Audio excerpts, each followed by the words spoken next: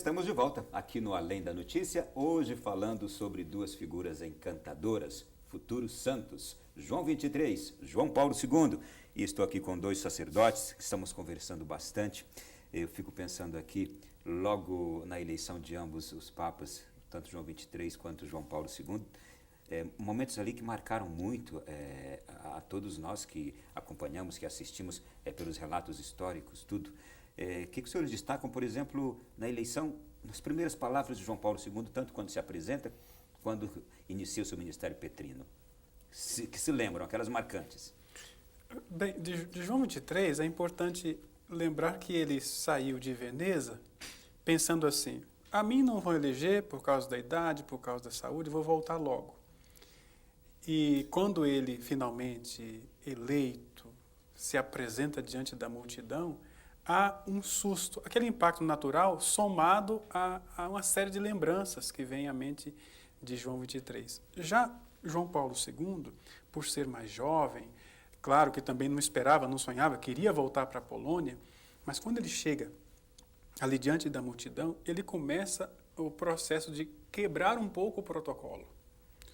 Se nós prestarmos atenção nas primeiras palavras de João Paulo II, ele começa a se aproximar do povo com aquela expressão, por exemplo, dizer, se eu errar, me corrijam. Inclusive errando já a frase em italiano, e disparando uma risada na multidão toda, já conquistando no primeiro impacto a multidão. Vejo que o João Paulo II e João 23 trazem para nós a novidade de um homem que se coloca diante da própria história, diante da história do povo, na missão de conquistá-los com poucas palavras.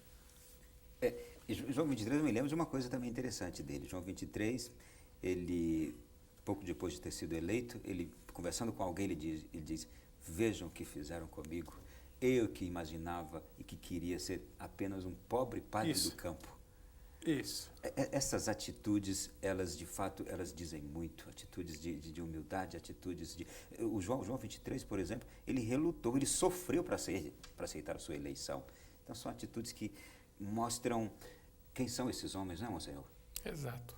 Nesse sentido, a eleição de João Paulo II teve assim, o apoio daquela grande figura que foi o cardeal Wyszynski, primaz da Polônia, que quando os votos começaram a convergir sobre aquele jovem cardeal de 58 anos e quase um rapaz, se a gente for olhar para comparar com a idade dos outros papas, e ele começou a se sentir temeroso, receoso, o apoio que representou esse cardeal Wyszynski, ajudando-o, mais ou menos o papel que Dom Cláudio exerceu com relação ao Papa Francisco, em menor escala, evidentemente, porque foi uma coisa ali dentro mesmo da capela, muito mais breve, mas o apoio que representou tanto que o Papa Francisco quis Dom Cláudio a seu lado, porque se sentiu assim, né, apoiado pelas palavras amigas que Dom Cláudio lhe deu.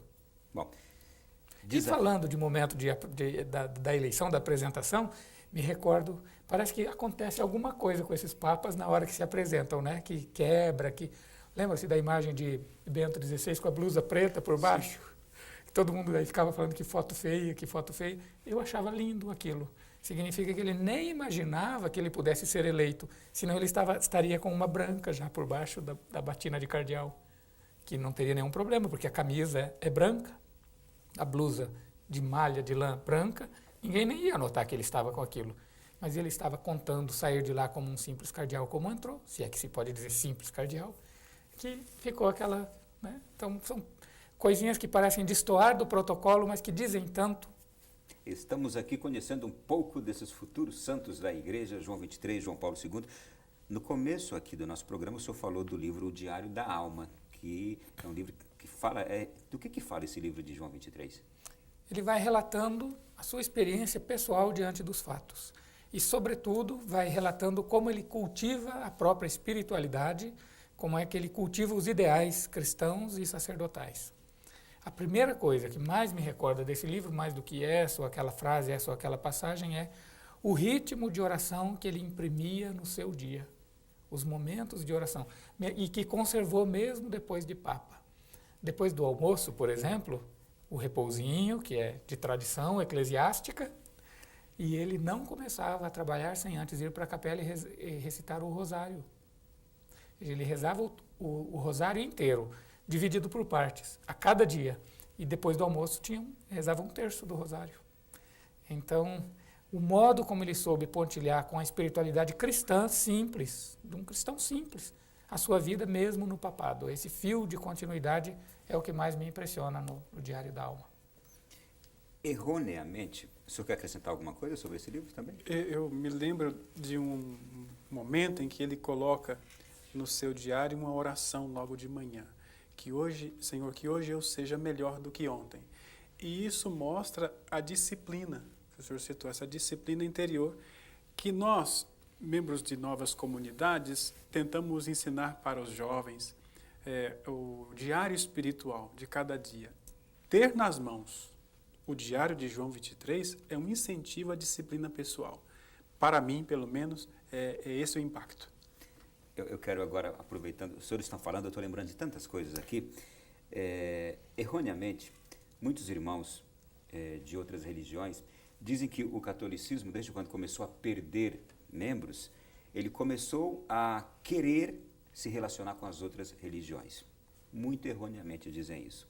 Porque eu me lembro de João 23, quando chegou na Turquia, foi enviado para lá como núncio apostólico, ou era núncio.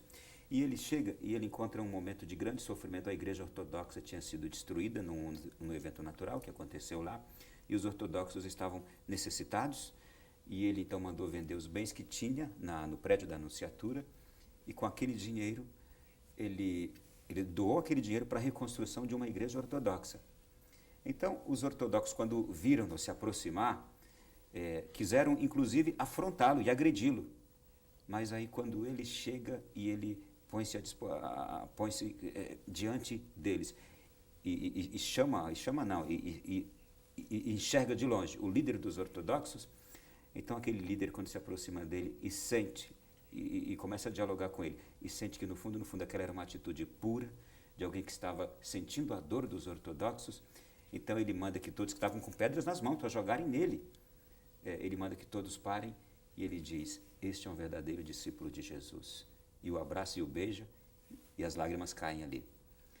Quando ele se despediu da Turquia, ele, núncio, João 23, quando ele se despede, os ortodoxos todos, a igreja ortodoxa daquela cidade toda, com velas nas mãos, fizeram uma procissão para ele passar, se despedindo da cidade de noite, e os ortodoxos chorando. Uma atitude ecumênica belíssima. Detalhe que antes da chegada dele, o relacionamento entre a Igreja Católica e a Igreja Ortodoxa não só não existia, como o que acontecia era assim, na base de briga. Sim. Né, de disputa, não só de espaço, mas disputa de um por um. Né? Então, essa mudança, poderíamos dizer que já é quase um milagre, né? Por que não dizer? Mas João Paulo II expandiu ainda mais essa tentativa de ecumenismo, não foi, Marcelo? E antes dele ainda, Paulo VI também, quando se encontrou com o patriarca Atenágoras, quando quis dar à sua viagem à Terra Santa uma dimensão ecumênica. Então, João Paulo II já herdou uma história enriquecida de decisões ecumênicas de João 23 e de Paulo VI. João 23, no concílio, quis a presença maior de convidados ortodoxos, deu-lhes a palavra, que criou um secretariado não só para os ortodoxos, mas também para os outros cristãos não católicos, para que pudesse ajudá-los a estar bem em Roma, a se situar bem no concílio, tivessem aquela logística, aquele apoio. Então é uma história de profundos gestos de delicadeza que vão recuperando as grandes feridas do passado que nos causamos mutuamente, ortodoxos e católicos. Bom, e aí a gente está falando de diálogo ecumênico. E o diálogo interreligioso que João Paulo II levou adiante, mas com tantas outras religiões, se tornando amigo íntimo mesmo de líderes de outras religiões, não é? Os 2 encontros de oração em Assis, que inicialmente o primeiro foi tão criticado por muitas pessoas que diziam que aquilo beirava uma idolatria, porque como é que o Papa se reúne com um budista, com um que não acredita em Cristo, para orar juntos, como é que isso é possível? E aí Cardeal Ratzinger, seu assessor teológico, clarificou a situação dizendo: não, o Papa não foi a Assis para orar com os de outras religiões, foi para se encontrar com eles pela paz, e estando juntos, oraram. Olha que bonito. Esse testemunho de João Paulo II já é fruto da experiência que ele teve na sua infância. em Wadowice, uma cidade que tinha um grande número de judeus, mas também de outras denominações e até de ateus. E ele, como adolescente, gostava de jogar bola com essas pessoas. Era amigo de todos.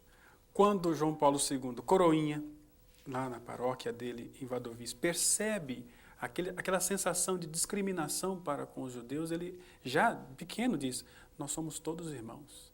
Somos todos irmãos. Talvez um dos poucos papas que trouxe para o Vaticano os seus amigos para jantar, para conversar, amigos não católicos, dava acesso a eles, como esse judeu que permaneceu amigo de João Paulo II, veio para a Itália, que o único que chamava João Paulo II de Lolek.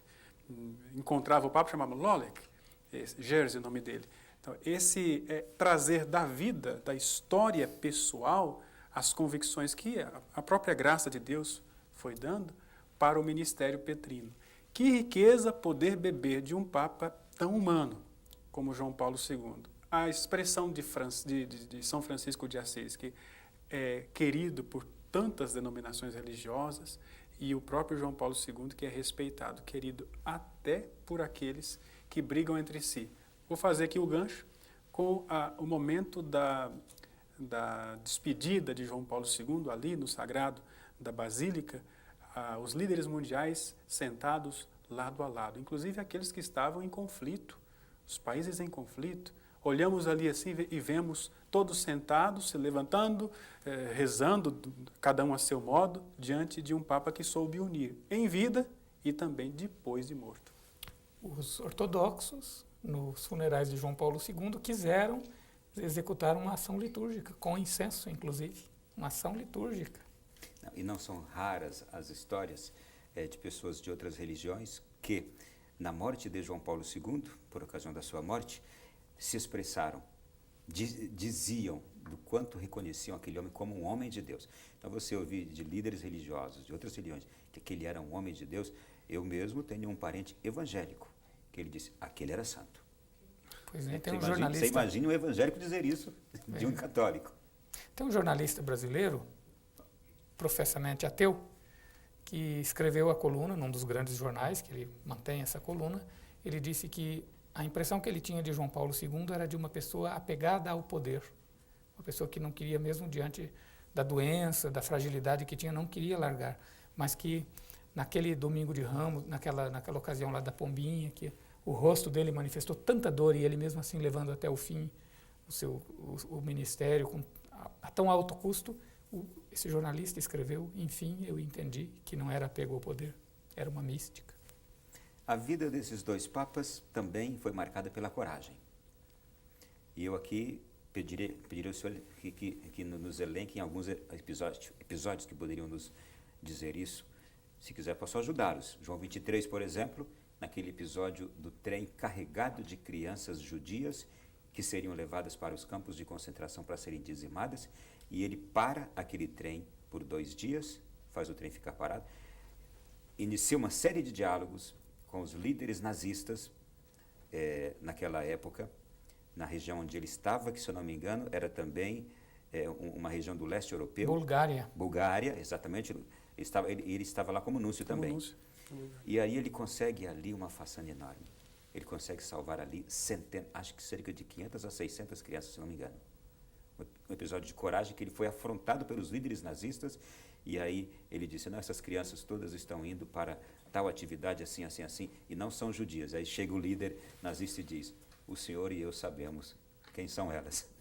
Mas libera, deixa o trem passar. É parecido com aquele episódio de João Paulo II, já na época arcebispo de Cracóvia, quando o governo soviético quer reconstruir a cidade, uma cidade sem Deus, e ele, com toda a coragem, vai criando um grupo para a construção da igreja de Nova Ruta. E fazem a vigília de Natal. No meio da noite chega toda a tropa, porque a ordem era muito clara, a nossa cidade não tem expressão religiosa, e ele, com peito e com coragem, enfrenta os soldados, que por fim até faz o sinal da cruz quando ele celebra a missa. É um gesto, eu diria assim, de bravura, mas inspirado pelo Espírito. Esses 2 momentos é a inspiração de Deus até para nós que tantas vezes somos provocados na nossa realidade e ficamos calados. Agora, mas João Paulo II teve também outros episódios que a gente poderia dizer de extrema coragem. O enfrentamento do comunismo. É nisso que eu estava pensando. A primeira viagem dele à Polônia, o atentado que as ele sofreu, homilias que ele fez a respeito do tema da liberdade são impressionantes. Né? E o próprio atentado que ele sofreu, claro, não se tem comprovações, mas se tem muitos indícios, teria sido também por causa disso, do enfrentamento que ele deu ao comunismo, não? Não sei como se o senhor se lembra da visita de João Paulo II a Cuba. A primeira vez que se organiza uma missa para um papa naquele país, e havia então, por parte do governo, do ditador Fidel Castro, a suspeita de que grupos iriam se manifestar com bombas, inclusive. E naquela missa, inclusive, houve gritos, bombas, tiros, mas impressionante, a presença do Papa foi trazendo os católicos para a praça, lotou de tal forma que a presença pacífica dos cristãos que estavam subjugados pelo governo do ditador sufocaram os focos de conflito e de violência. Olha, francamente, eu já celebrei missa em vários lugares, nesses quase 13 anos de padre, estou aprendendo muito ainda, Monsenhor, mas eu não sei se naquela ocasião, se eu soubesse que alguém talvez, que outros iriam se ferir, eu não sei como eu reagiria. Ele foi muito corajoso e profético naquela ocasião em Cuba. Na América Latina também houve um discurso dele, enérgico, um discurso de João Paulo II, quando nós tivemos aqui a ditadura e já o final da ditadura na América Latina, se não me engano, em El Salvador, Nicarágua, não? Nicarágua, sim, que ele fez um discurso enérgico ali. Ele estava, de fato, João Paulo II estava mais muito mexido com as injustiças ali. Então foram muitas ocasiões. Eu gostaria de saber, daqui a pouquinho, no próximo bloco, sobre os milagres que estão sendo o motivo das canonizações destes dois papas e que a gente, daqui a poucos dias, estará celebrando com a igreja inteirinha, não é? Então, no próximo bloco.